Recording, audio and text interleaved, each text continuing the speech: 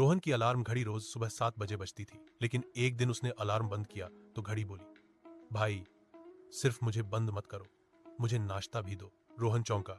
नाश्ता? घड़ी खाएगी क्या? घड़ी बोली, हाँ, जब तक मुझे बिस्कुट नहीं मिलेगा मैं हर 5 मिनट में बजूंगी। रोहन ने मजाक में एक बिस्कुट रख दिया।